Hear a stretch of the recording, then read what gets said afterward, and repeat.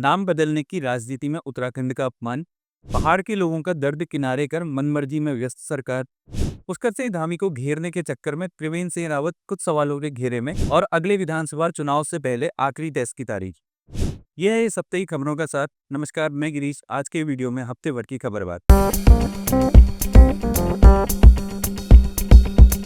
उत्तराखंड राज्य बनाते समय पर्यटन को राज्य आर्थिकी की रीढ़ बनाने के दावे होते थे, लेकिन भाजपा और कांग्रेस ने मिलकर राज्य आर्थिकी की रीढ़ शराब और खनन को मिलाकर बना डाली। भाजपा और कांग्रेस ने मिलकर उत्तराखंड के समाज में शराब इस कदर घोल डाली है कि आज कौसानी जैसी जगह में शराब की दुकान खोलने के लिए लोग प्रदर्शन करने को तैयार हैं। बागेश्वर में हजारों लोगों का जीवन पहले खनन के कारोबार पर निर्भर करा दिया गया, और जब आज हाईकोर्ट का डंडा पड़ा तो सरकार दुम दबाकर बैठी है। महीने बीत जाने के बाद सरकार का एक नुमाइंदा तक बागेश्वर के उन लोगों का हाल तक जानने के लिए नहीं गया जो खड़िया खनन प्रतिबंधित होने के बाद प्रभावित हुआ है। आज उस पर्यटन की स्थिति देखें जिसे राज्य आर्थिकी की रीढ़ बनाने के सपने दिखाए गए तो डर लगने लगता है। जैसे इस साल अभी तक पर्यटन का सीजन शुरू तक नहीं हुआ है, लेकिन नैनीताल, भवाली, मसूरी, ऋषिकेश से जाम की खबरें आना शुरू हो चुकी हैं। कुमाऊं में कैंची से लेकर भवाली रातीहाट तक जाम अब रोज की खबर हो गया है। ऐसा शायद ही कोई वीकेंड रहता हो जब ऋषिकेश से लेकर तपोवन और शिवपुरी तक लोग जाम में न फंसते हों। ये सब हाल तब है जब उत्तराखंड में होने वाली धार्मिक यात्राएं शुरू नहीं हुई हैं। उत्तराखंड में सबसे ज्यादा पर्यटक चारधाम यात्रा पर ही आते हैं। इस साल अब तक लाखों लोगों ने यात्रा के लिए रजिस्ट्रेशन करा लिया है। पिछले 3 सालों से उत्तराखंड में पर्यटकों की संख्या लगातार बढ़ी है। इन नंबर्स पर सरकार अपनी पीठ भी खूब थोप रही है, लेकिन उसके पास पर्यटकों के आने से पड़ने वाले प्रभावों के मैनेजमेंट की कोई पुख्ता पॉलिसी नहीं है। उत्तराखंड के कई हिल स्टेशन मई और जून की गर्मियों में पानी की कमी से जूझते हैं। इस साल हिल स्टेशन में पानी की कमी की खबरें अभी से आने लगी हैं। बुरूद समय से पहले खिल चुके हैं और कापल लाल होकर बाजार में बिकने लगे हैं। तापमान हर दिन नए रिकॉर्ड बना रहा है और हमारी सरकार कस्बे और गलियों के नाम बदलने में लगी हुई है। हमारी उत्तराखंड सरकार वो सारे काम कर रही है जिनकी हमारे प्रदेश को कोई जरूरत नहीं है और न हमारे किसी नागरिक ने इनकी मांग की है। जिन चीजों की मांग की जा रही है उन पर सरकार का कोई ध्यान नहीं है। अल्मोड़ा रानीखेत में महिलाएं लंबे समय से शराब के खिलाफ आंदोलनरत हैं, लेकिन अब तक वहां कोई जनप्रतिनिधि उनकी समस्या सुनने के लिए नहीं पहुंचा है। जंगल आग से सुलग रहे हैं, स्थानीय महिलाएं आग बुझाने में जुटी हैं, उनके साहस की कहीं कोई बात नहीं हो रही है। वन विभाग के पास कर्मचारी नहीं है और न सुविधाएं हैं, इन पर भी कहीं कोई चर्चा नहीं है। गर्मी से पहले तराई हावर में भूजल स्तर तेजी से गिर चुका है। नैनीताल की झीलें संकट में हैं, इन पर कोई बात नहीं है। चर्चा है तो नाम बदलने की, लेकिन उसमें भी न कोई पहाड़ीपन है न उत्तराखंडियत जैसी कोई बात। नाम बदलने की ये प्रक्रिया आप गौर से देखें तो प्रेमचंद के बयान से बहुत अलग नहीं लगेगी। प्रेमचंद ने नाम लेकर गाली दी तो इन्होंने नाम नहीं देकर गाली। धामी सरकार ने वित्तीय वर्ष खत्म होने के साथ साथ उत्तराखंड के 15 नगरों और कस्बों के नाम बदल दिए। इसमें से अधिकांश जगहों के नाम भाजपा ने अपने पार्टी के दिवंगत नेताओं के नाम पर दे दिए।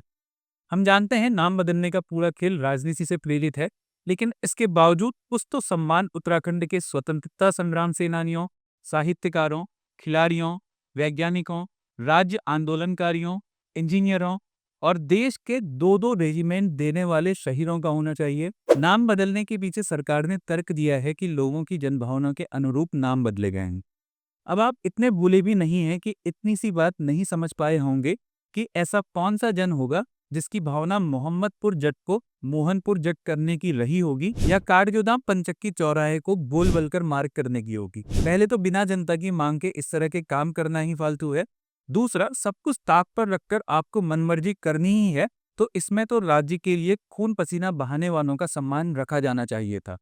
राज्य की मिट्टी में पैदा हुए और यहीं की मिट्टी में मिल गए लोगों का मान रख लिया जाता। भारत रत्न अटल जी के नाम पर तो देश में तमाम चीजें हैं। बदलना ही था तो जिस नवाबी रोड का नाम अटल मार्ग रखा गया है उसका नाम डीडी शर्मा मार्ग रखा जा सकता था। नवाबी रोड पर रहने वाले डीडी शर्मा ने अपने जीवन काल में लगभग 2.5 दर्जन पुस्तकें लिखने के साथ ही 200 शोध पत्र शिक्षा जगत को समर्पित किए थे। 2009 में उत्तराखंड का सामाजिक एवं सांस्कृतिक इतिहास भी उन्होंने समाज को दिया। शिक्षा जगत में उनके योगदान के लिए उन्हें 2001 में राष्ट्रपति द्वारा सम्मान पत्र दिया गया। गढ़वाल विश्वविद्यालय द्वारा आजीवन उपलब्धि सम्मान से सम्मानित किया गया। वर्ष 2011 में भारत सरकार की ओर से गणतंत्र दिवस के अवसर पर सर्वोच्च नागरिक सम्मान पद्मश्री सम्मान से उनको विभूषित किया गया। ठीक इसी तरह हर मार्ग से कोई न कोई महत्वपूर्ण स्थानीय व्यक्ति जुड़ा है। जिनका जमीनी स्तर पर उत्तराखंड के लिए अपना योगदान है। यदि सरकार की मंशा सही होती तो स्थानीय नाम चुने जा सकते थे। हर शहर में ऐसी विभूतियों की लंबी फेहरिस्त है, लेकिन सरकारों की मंशा संस्कृति परंपरा बचाने की नहीं होती। उनका खेल तो केवल वोट बटोरने तक होता है। जहां जनता चैतन्य होती है, वहां ऐसी चीजों का समय से विरोध होता रहे। समय पर हुए विरोध के कारण ही प्रेमचंद जैसे बयान विचार में आने से पहले ही दम तोड़ जाते हैं। पिछले 8 सालों से उत्तराखंड में सत्ता चला रही भाजपा का एक और खेल देखिए, जो मुख्यमंत्री की कुर्सी के पाए कमजोर करने जैसी बहस तक पहुंच चुका है। उत्तराखंड में भाजपा या कांग्रेस किसी की भी सरकार हो, लेकिन खनन और शराब का धंधा यहाँ बराबर चर्चा में रहता है। इस बार इसे गरमाने का श्रेय पूर्व मुख्यमंत्री त्रिवेंद्र सिंह रावत को जाता है। पिछले महीने लोकसभा में हरिद्वार से बीजेपी सांसद त्रिवेंद्र सिंह रावत ने उत्तराखंड में अवैध खनन का मामला उठाकर इस चिंगारी को नई आग दे दी है। उन्होंने खनन का सवाल क्या उठाया, मानो उत्तराखंड सरकार की दुखती रख पर हाथ रख दिया हो। रावत ने संसद में खनन पर चिंता व्यक्त करते हुए कहा कि उत्तराखंड में देहरादून, हरिद्वार, उधमसिंह नगर और नैनीताल जिलों में रात के समय अवैध रूप से अवैध खनन ट्रकों का संचालन हो रहा है।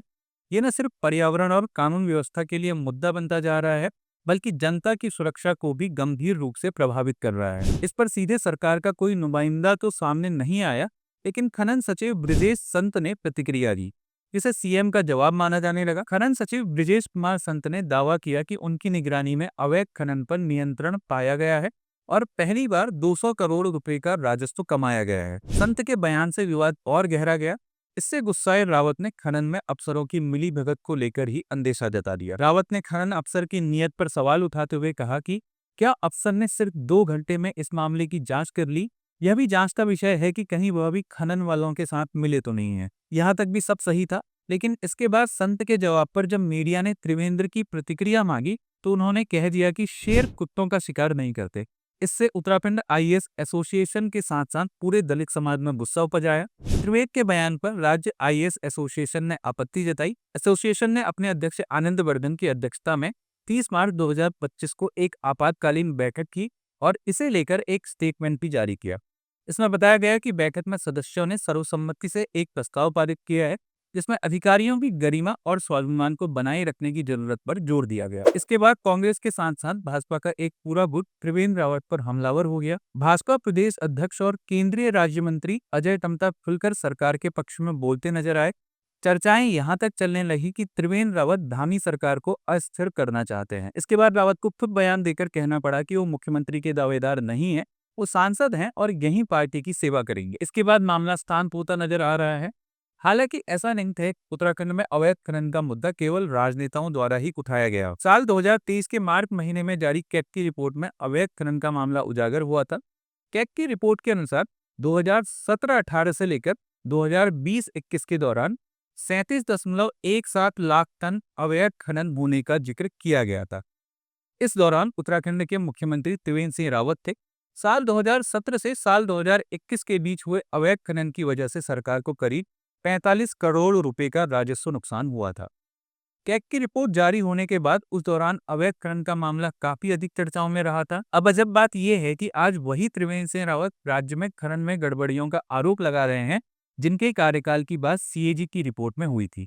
इधर अगले विधानसभा चुनाव से पहले आखिरी टेस्ट यानी पंचायती चुनाव की तैयारियों की खबर भी आ रही है। पंचायती राज विभाग के अधिकारियों ने बताया कि पंचायत चुनाव की अधिसूचना अप्रैल के तीसरे सप्ताह यानी 17 से 20 अप्रैल के बीच जारी हो सकती है। इसके बाद चुनाव की प्रक्रिया को तेजी से पूरा किया जाएगा। विभाग की योजना के अनुसार 8 से 10 मई के बीच मतदान कराए जाने की संभावना है। ग्राम पंचायत, क्षेत्र पंचायत और जिला पंचायतों का कार्यकाल समाप्त होने के बाद सरकार ने निवर्तमान ग्राम प्रधानों और जिला पंचायत अध्यक्षों को प्रशासक नियुक्त कर दिया था। इन प्रशासकों का कार्यकाल सीमित अवधि के लिए है। विभाग के अनुसार प्रशासक के रूप में नियुक्त जिला पंचायत अध्यक्षों का कार्यकाल 1 जून को समाप्त हो जाएगा, जबकि ग्राम प्रधानों का कार्यकाल 10 जून को खत्म होगा। ऐसे में सरकार चुनावी प्रक्रिया को मई में संपन्न कराने की तैयारी में है। अभी तारीख तय नहीं हुई है, लेकिन मई के महीने चुनाव न कराए जाने की मांग पहले से उठने लगी है। संयुक्त रोटेशन यात्रा व्यवस्था ने राज्य सरकार को मई की शुरुआत में पंचायत चुनाव नहीं कराने की मांग की है। समिति की माने तो इससे चारधाम यात्रा पूरी तरह से प्रभावित होगी। तीर्थ दर्शन को पहुंचने वाले यात्रियों को भी फजीहत झेलनी पड़ेगी। उन्होंने चुनाव को जून में संपन्न कराने की मांग की है।